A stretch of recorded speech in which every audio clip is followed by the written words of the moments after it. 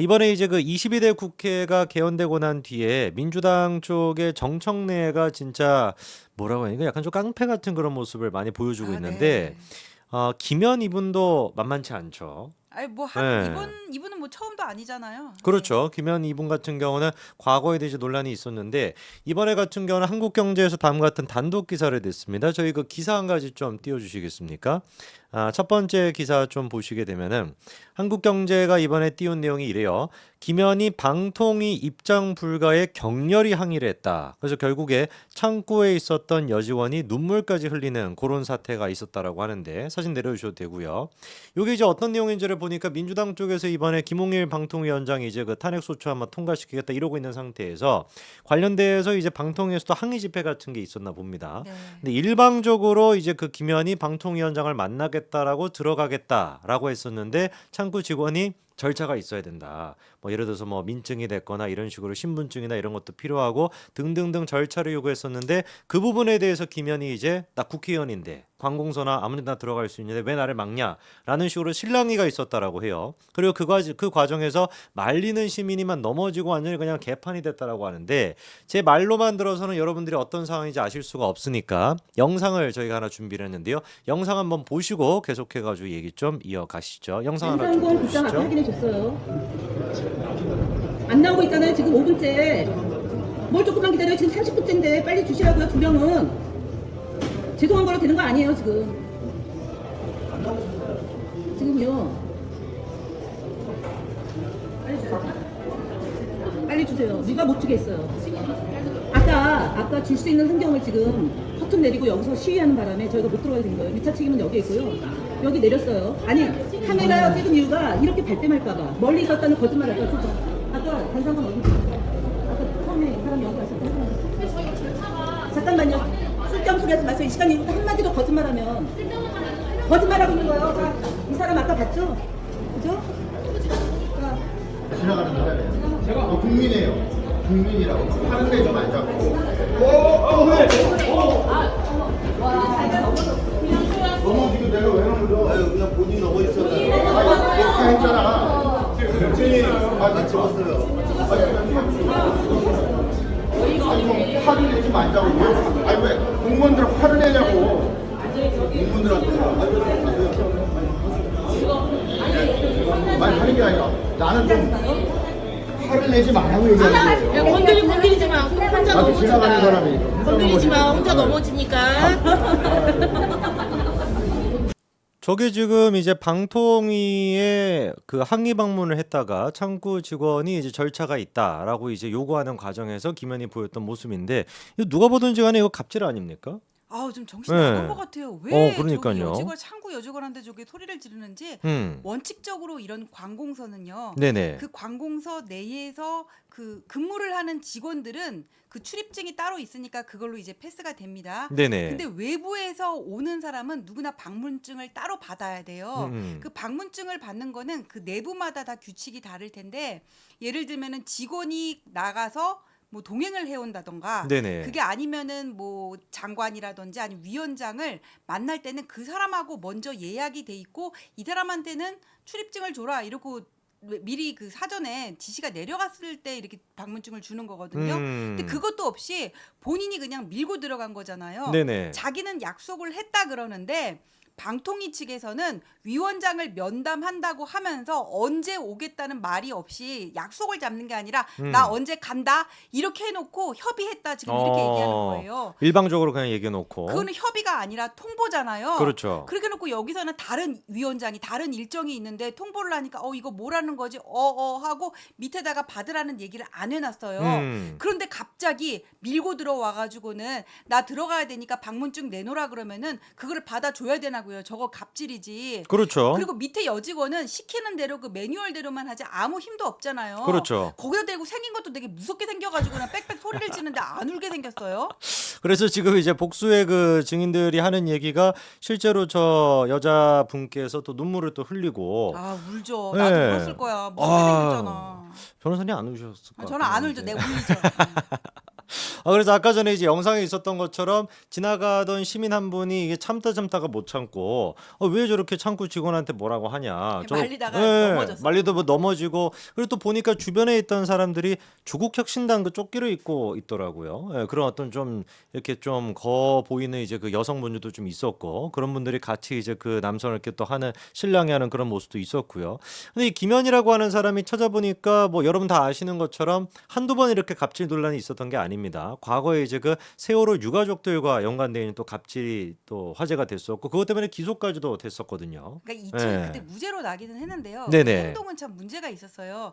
2014년에 이제 그때가 9월 16일 날 세월호 유가족들이랑 이분이 이제 저녁을 먹었단 말이에요. 네네. 근데 이제 대리기사를 불렀어. 음. 근데 대리기사가 왔으면은 이 사람 또 다른 일정을 가야 되고 대기 시간 따로 돈 주는 거 아니잖아요. 그렇죠. 왔으면 빨리빨리 타야 될 거 아니야. 근데 음. 30분 이상 기다리게 했어요. 그러니까 이 사람이 저 다른 콜 받아야 돼서 더 이상 못 기다리겠는데요 했더니 그 중에 수행원인 사람이 어허 의원님 앞에서 무엄하다 이렇게 얘기를 한 거예요. 네네네. 누가 의원님이란가 누가 의원님이라는 거야 딱 그랬더니 김현이 나가지고 나 김현 국회의원입니다 딱 이렇게 얘기하면서 딱 명함을 준 거예요. 그러면서 너는 누구냐 했더니 그 사람이 무서워가지고 저는 누군데 이러면서 그걸 안 준 거예요. 그러면서 국정원 직원이냐 이렇게 추궁을 했어요. 네네네. 그러다가 이제 시민들이 지나가니까 뭐예요 이렇게 얘기를 하니까 이 대리기사가 쫄은 거예요. 시민들한테 국회의원이 지금 대리기사한테 갑질합니다 막 이러는 거예요. 그러면서 그 수행원의 명함을 딱 낚아채가지고는 지나가는 시민들한테 보여줘. 네네. 근데 이거 보여주면 안 되잖아요. 이게 말리는 과정에서 몸싸움이 벌어져서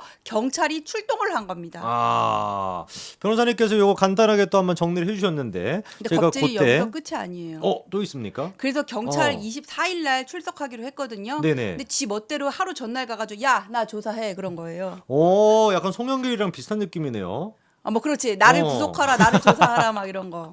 24일 날 그때 불렀었는데 또 집 멋대로 23일 날 가가지고 조사를 받겠다라고. 네. 지금 창구에서랑 또 비슷한 모습이 그때도 있었네요. 네 그때도 있었습니다. 네, 한번 이제 저희가 그 2014년도 그 얘기를 간단하게 정리를 해드리면은 그 다음 사진 한 가지 좀 띄워주시면은요. 이분이 이제 실제로 당시 이제 폭행을 당했었던 대리 기사님입니다. 근데 이분을 둘러싸고 어떤 얘기가 있었던 거냐? 다음 기사 한 가지 좀 보여주시면 세월호 유족 대표가 김현 의원에게 굽실되지 않는다면서 소속을 물어봤대요. 이 기사님의. 당연히 기사님이 소속을 밝힐 필요가 없죠. 신분을 밝힐 필요가 없습니다. 신분을 안 밝히니까 너 국정원 직원이지 라고 하면서 무차별 폭행을 가했다라는 것인데 뭐 얘기만 들어도 좀 말이 안 되는 아니 얘기인데. 왜 국정원 직원이야? 그러니까요. 그러면서 세월호 유족 측에서 국회의원께 공선하지 못하다라고 하니까 대리기사님이 아니 국회의원이 뭔데 내가 굽실거려야 되냐. 뭐 당연한 얘기죠. 그랬더니 또 세월호 유족 대표 측이 당연히 굽실거려야지 이런 식으로 실랑이가 있었던 겁니다. 그랬다가 다음 기사 또 보여주시면은 지나가던 행인이 이게 뭐 소란스럽다 보니까 무슨 일이신데요? 라고 물어봐서 이 대리기사님께서 아니 저희 국회의원인데 대리기사가 굽실거리지 않는다고 뭐라고 한다. 그랬더니 행인이 아니 뭐 국회의원이 그러면 안 되지 라고 하면서 김현우의 명함을 채갔다라는 겁니다. 그랬더니 김현이 이 지금 시민분한테도 너 신분증 내놔봐 소속 어디냐라고 앙칼지게 물으면서 그 분의 명함을 뺏어라라고 이제 시켰던 겁니다. 그 명령을 내리니까 세월호 유족 대표 2명이 가가지고 명함을 뺏으려고 했다가 두 사람의 이제 실랑이를 통해 가지고 결국에 폭행까지 이어졌던 사건이었죠. 그러니까 이거 같은 경우도 사실 제가 느끼기에는 김현이 그때 얘기했었던 명함 빼서라고 하는 그 얘기가 싸움을 좀 유발했던 근본적인 원인인 것 같은데 1심 재판부랑 2심 재판부 같은 경우는 명함을 뺏으라고 지시한 거는 맞기는 맞지만 그것 때문에 싸움이 벌어졌다라는 증거는 아니라고 무죄를 선고했더라고요. 네, 그 뭐 명함을 네. 뺏으라는 걸 뭐 그게 뭐 직권 남용으로 얘기를 할 수도 없고 음. 이걸 뺏는 거고 때리라고 한 건 아니잖아요. 아. 그러니까 폭행의 교사가 될 수도 없고 그거는 좀 처벌하기가 어려운 면은 있지만 확실하게 갑질이고 그다음에 좀 대놓고 시민들과 그 대리기사에게 국정원 직원이냐고 이렇게 물은 거는 좀 무지하고 유치함의 어떤 그런 마음을 보여준 게 아닌가 싶습니다. 그리고 그 사고 방식도 되게 좀 무서운 것 같아요. 김현한테 왜 이렇게 굽실거리지 않냐? 너 국정원 직원이지 이런 얘기가 이어진다라는 게 네. 약간 좀 이분들한테 국정원이라고 하는 존재가 좀 어떤 의미인지 약간 거대한 음모 속에서 세상을 바라보는 것 같은 느낌도 있어요. 그러니까 옛날에 운동권들이 학생 운동 하다가 이렇게 학내에 무슨 경찰 뿌락치라고 하는 표현이 맞나요? 네네네. 뿌락치라는 표현 들어가 가지고는 학생 운동 하는 사람 이렇게 감별하고 이렇게 잡아갔잖아요. 네네네. 그런 거에 대한 어떤 프레임이 계속 아직도 갇혀서 살다 보니까는 음. 뭔가 자기한테 해를 끼치는 사람은 다 국정원이라든지 뭐 경찰 그런 쪽으로 몰아가는 것 같아요.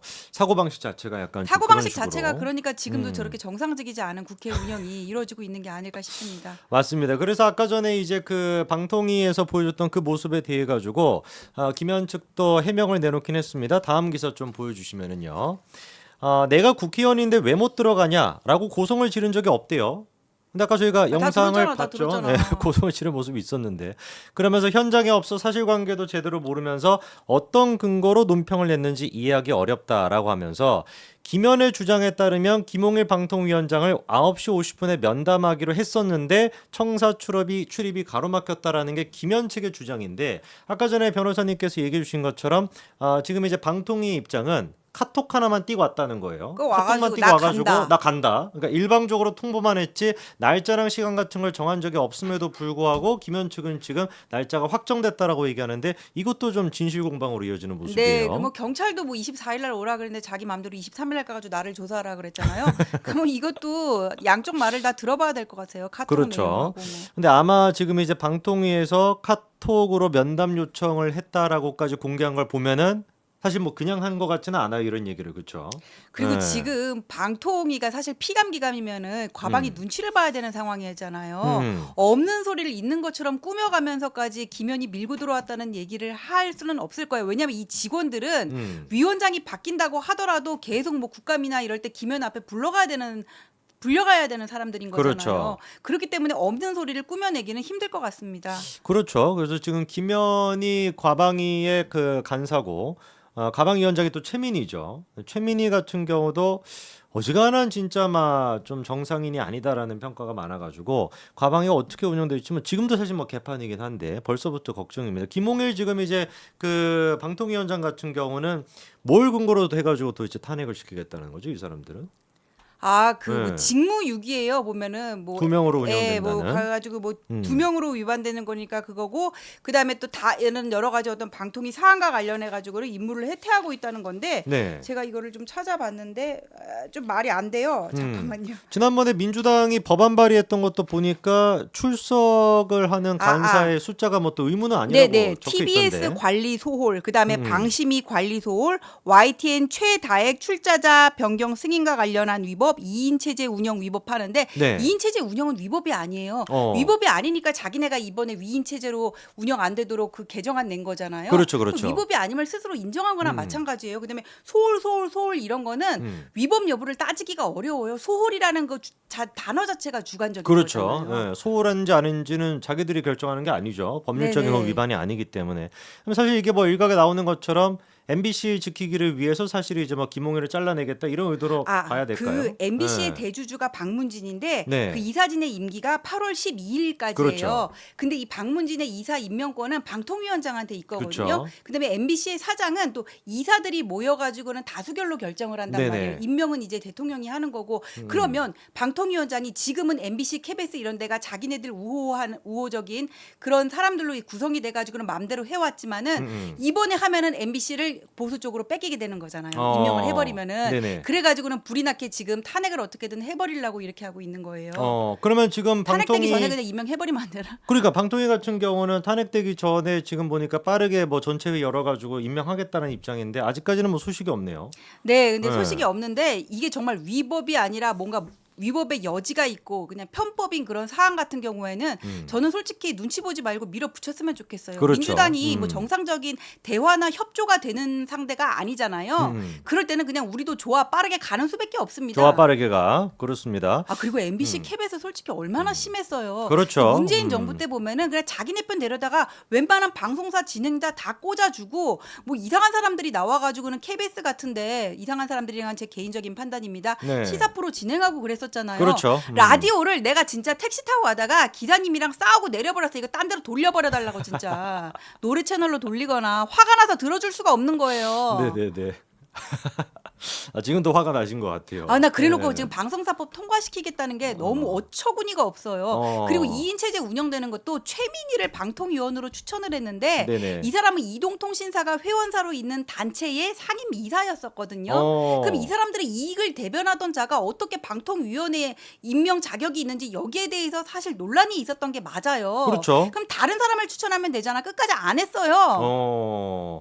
최민희 같은 경우도 굉장히 문제가 많은 사람인데 이 사람이 결국에 또 가방위원장이 됐고 앞으로 이제 또 이 방통위 문제 같은 경우는 어떻게 해결될지 한번 봐야 될 건데 변호사님 보시기에는 그냥 이게 법률적인 문제가 없으면 우리가 밀어붙여야 된다라고 하는 말씀으로 정리를 좀 해보겠습니다.